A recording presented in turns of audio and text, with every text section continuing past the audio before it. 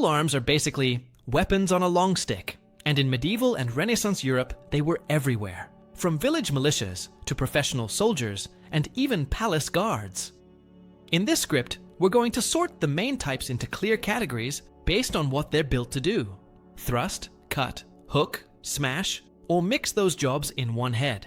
One quick heads up: the same weapon can have different names depending on the country, the language, or the century, so we'll focus on the shapes and functions first, and treat the names as helpful labels, not perfect rules.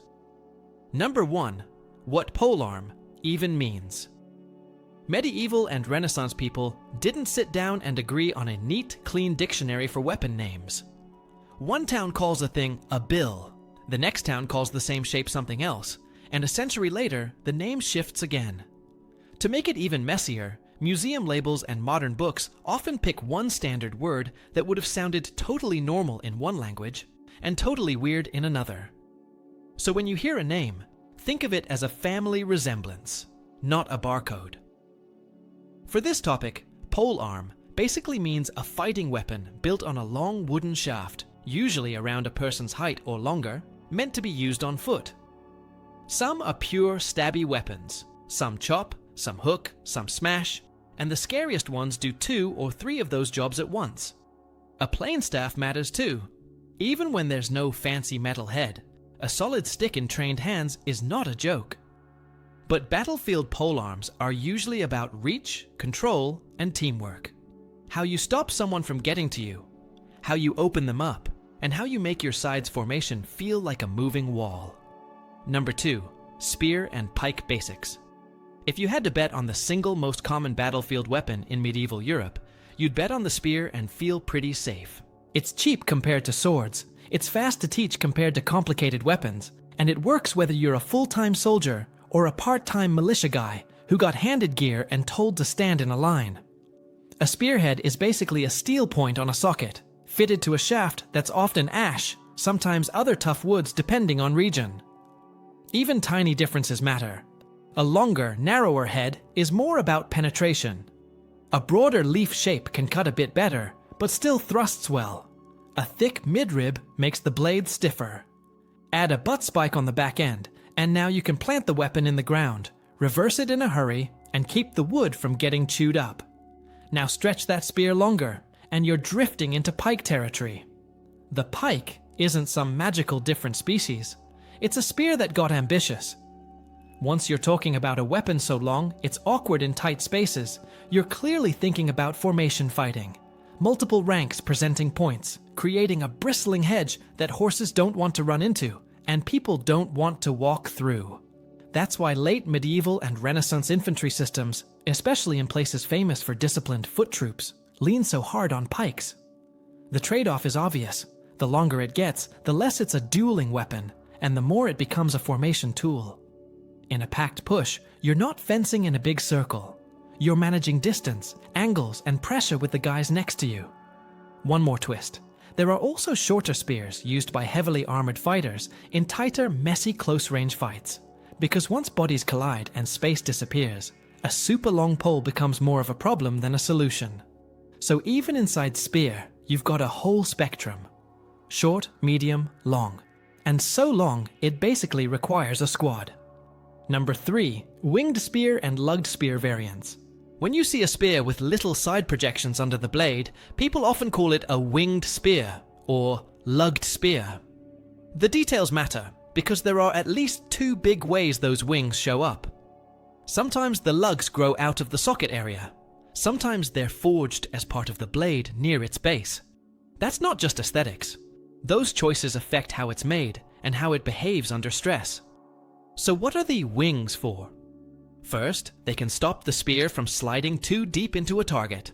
That sounds grim, but from a practical point of view, it's about control. A spear that goes in too far can get stuck, and getting stuck is how you lose your weapon at the worst moment. Second, those lugs can help with leverage. They can press against a shield rim, catch gear, or help trap another weapon briefly, just long enough for you or a teammate to exploit it. Third, on certain types, they can act like a crude guard. Not a sword cross guard, but enough extra material to make it harder for an opponent's blade to ride down your shaft straight onto your hands. People sometimes confuse these with hunting boar spears, which also have a crossbar to stop an animal from charging up the shaft. The overlap is real. Tools and weapons absolutely influenced each other, but the military versions show up in art and surviving pieces in ways that suggest they weren't just hunting gear taken to war. A lot of these spear variants stick around for a long time because they solve real problems and don't demand exotic manufacturing. A solid spear is already good. A solid spear with a couple smart features can be great. Number 4. Partisans, spetums, corseques, and the 3-point family. Once you move from simple spearhead to spearhead with serious side blades, you enter a whole swamp of names. Partisan, spetum, corseque or corseca, runca, and a bunch of regional labels that overlap. A helpful way to think about this family is, it's still a spear, but now it's trying to do extra work. A partisan is often described as a broad spearhead with small projections or lugs near the base of the blade. Some examples have a strong center ridge, which makes the blade stiffer for thrusting. Some are slimmer and look like they want to cut a little better. The big point is that a partisan is usually still pretty spear-like at heart. A central point meant to control distance and threaten a straight thrust. Then you get the more dramatic shapes.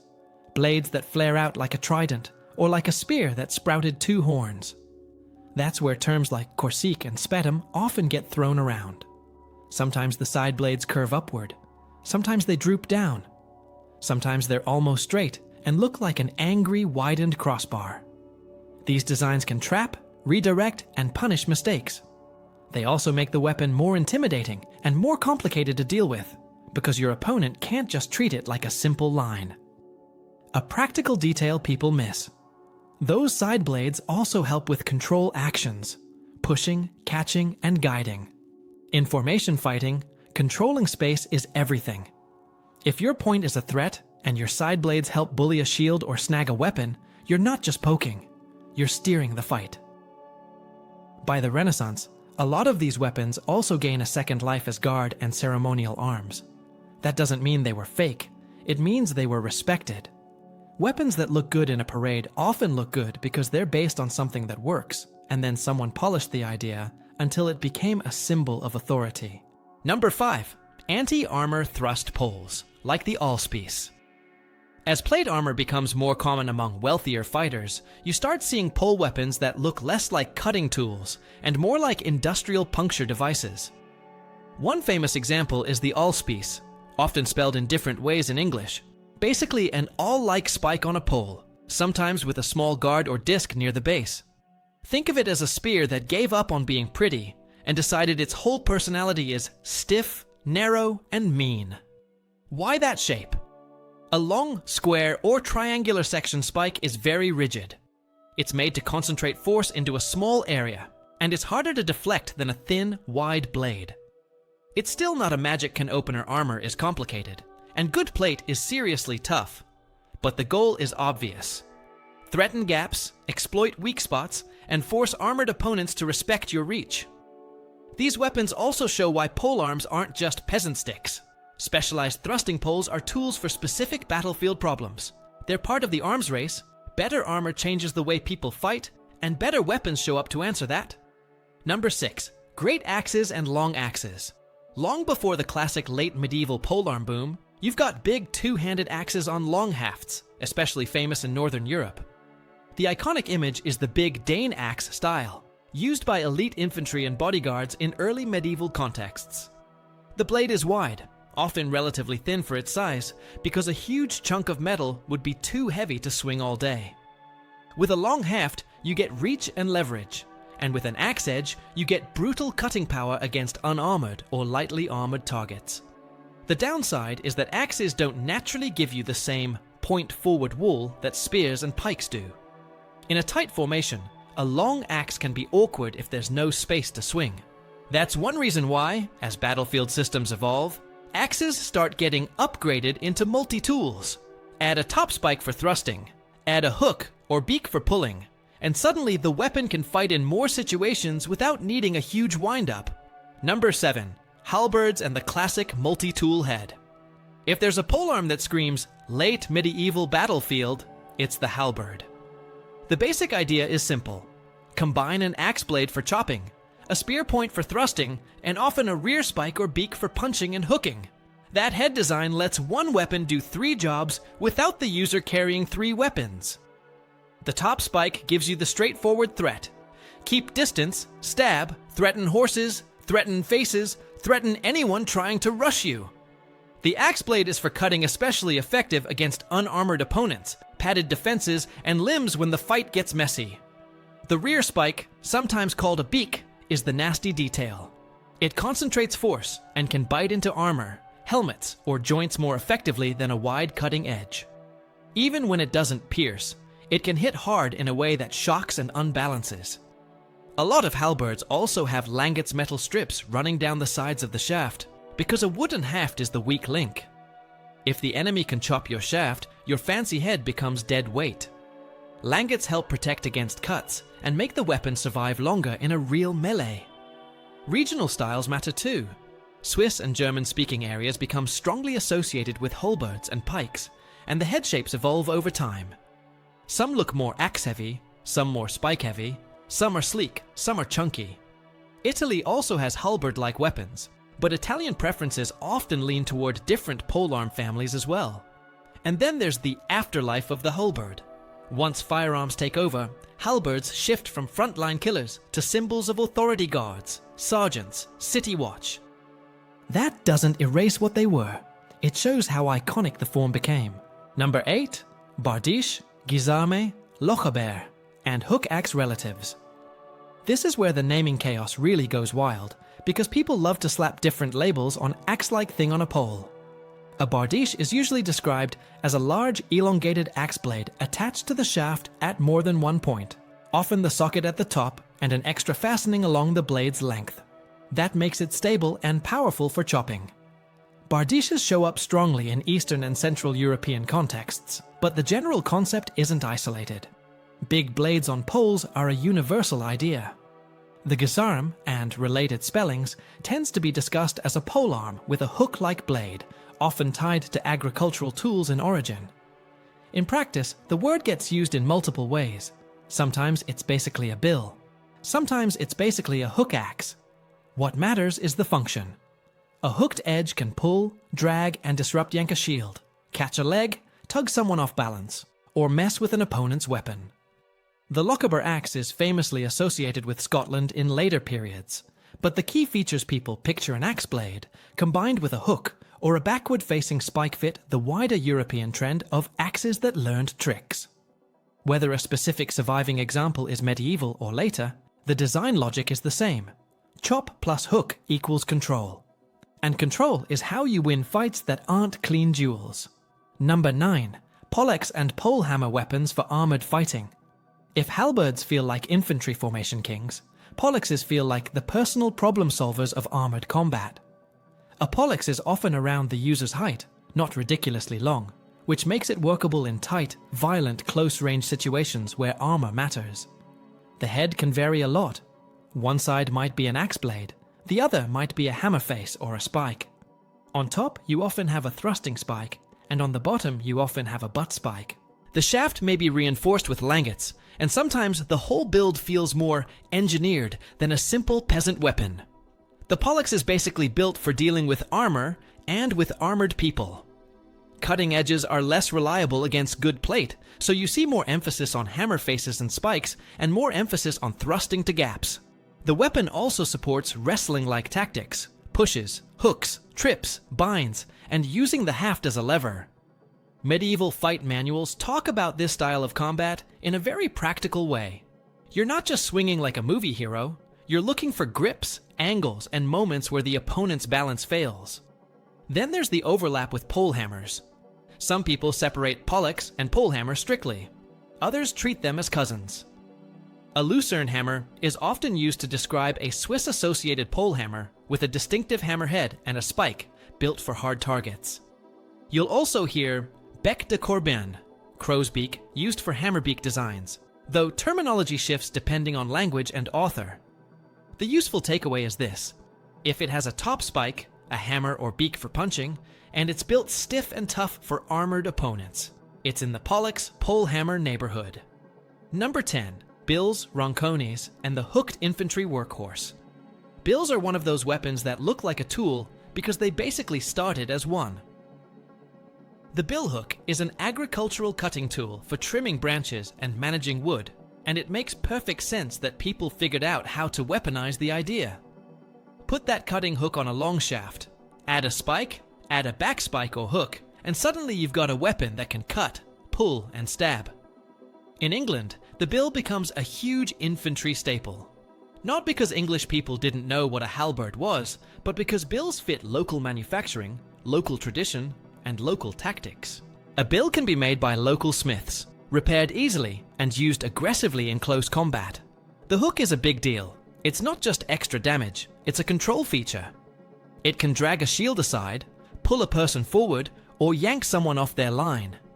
In Italy, you often hear roncone for a bill-like weapon, and you'll see elegant, wicked-looking shapes where the forward hook and spike are very pronounced.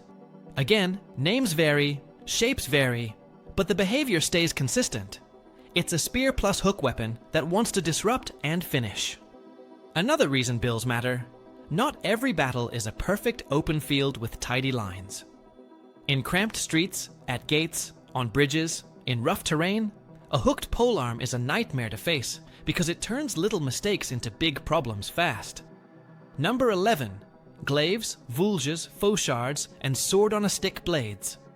There's a whole category of polearms where the head is basically a blade you'd expect on a big knife or short sword, fitted to a pole.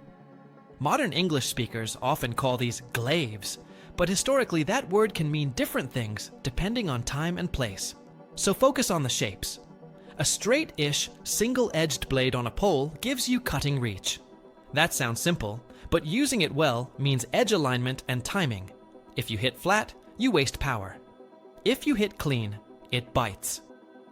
Some of these weapons have a cleaver-like look, often associated with terms like vulge, while others have a more curved, sickle-like profile, often associated with fauchard in modern discussions. Some have a back spike. Some have a reinforced point for thrusting. Some have little guards or crosspieces because hand safety becomes a real concern when people are trying to slide steel down your shaft. These weapons also show up a lot in guard contexts. Bodyguards, town guards, formal escorts, because they combine intimidation, reach, and a clear keep back message. A spear says, "Don't come close." A big blade on a pole says, "Don't come close," and also I can cut you badly if you ignore that. Functionally, blade-on-pole weapons sit between spears and halberds. They're usually better cutters than a spear, often less multi-tool than a halberd, but they can be terrifying in the hands of someone who knows how to manage distance. Number 12. Staff maces, morning stars, and heavy hitters. When people hear mace, they often imagine a short one-handed club with a metal head. But medieval art and accounts make it clear that long-handled versions exist too. If you put a heavy striking head on a long staff, you've got reach plus impact, and impact is one of the most reliable ways to mess up an armored opponent's day without needing a razor edge. The morning star idea spikes on a club shows up in different forms. Sometimes it's literally a wooden head with metal studs or spikes. Sometimes it's a more refined, all-metal spiked head. On a long pole, it becomes a cheap and nasty infantry weapon. Not elegant, not subtle, but very real. It doesn't require the fine blade work of a sword on a stick, and it doesn't require the complex forging of a perfect halberd head.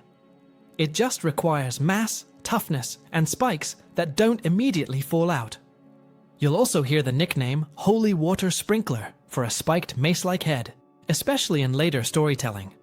The name is dark humor, not a technical classification, but it points to how people remembered these weapons. Blunt, spiky, and associated with chaotic close-range fighting. The important part is the role. These are impact weapons that threaten through armor by concussion and concentrated force, not by slicing. Number 13. Godendag and flail variations. The Godendag is often described as a stout, thick staff that widens toward one end and carries a spike. It's part spear, part club simple materials, simple concept, and scary in a crowd. Its fame is tied to specific regions and conflicts, but the broader idea is universal. If you can't afford fancy weapons, you can still field something that hits hard and threatens with a point. In mass fighting, a weapon like that is especially dangerous because it supports both formation behavior, present the spike, and messy brawling, use the weight. Then there are flails. Real medieval flails exist, but they're not the spinning circus toys you see in fantasy. Practical flails are dangerous to the user if handled badly, and they need space. You do see longer, pole-like flails, where a striking section is attached by a hinge or chain. They can be useful against shields because the flexible head can wrap or strike around a block, but they're harder to control in tight formations. That's why they tend to show up as a specialist thing rather than the default. When you hear about flails in a battlefield context, you'll often see them connected to wagon fort tactics and certain late medieval wars where improvised and intimidating weapons became part of the psychological game too. A flail doesn't just hit, it makes people nervous, and nervous people make mistakes. Number 14. War scythes, forks, plane staffs, and weird hybrids. Not every weapon on a battlefield was a clean, official type. A lot of medieval fighting forces included levies, town militias, and people who didn't own a dedicated war kit. That's where you see tools turned into weapons. The war scythe is the classic example. Take a scythe blade that normally sits sideways for harvesting and mount it more in line with the shaft so it can thrust and cut like a polearm. It won't handle exactly like a forged glaive, but it's better than showing up with nothing. Pitchforks and hay forks show up for the same reason. If you can stab with it, it's a weapon. Some militarized forks look sturdier and more deliberate, like somebody decided to make a real weapon that still keeps the fork idea. And then you get the oddball hybrids polearms with shapes that don't fit neatly in modern categories.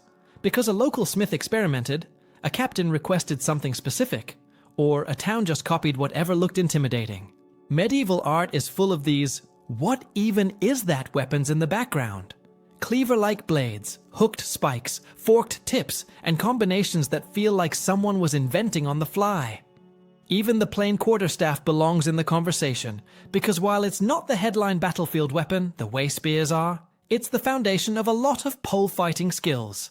Distance, timing, leverage, and using both ends.